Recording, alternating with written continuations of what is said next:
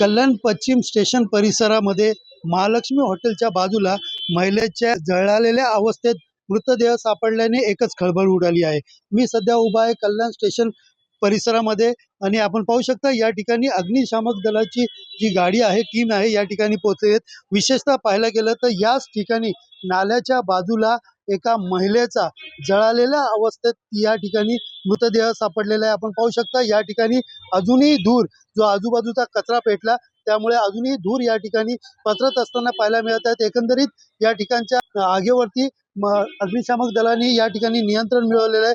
मात्र सध्या ही महिला जी आहे तिचा मृतदेह जे आहे ते स्थानिक पोलिसांच्या स्वाधीन करण्यात आलेले आहे। पोलिसांकडनं सध्या तपास आहेत। अजून देखील या महिलेची ओळख पटली नाही। मात्र नेहमी गजबजलेलं ठिकाण जे आहे ते कल्याण स्टेशन आहे आणि अशाच ठिकाणी अशा प्रकारे महिलेचा मृतदेह सापडणं मोठ्या प्रमाणात कायदा सुव्यवस्थावरती प्रश्नचिन्ह उपस्थित करताना पाहायला मिळत आहे। सुनील जाधव, TV9 मराठी, कल्याण।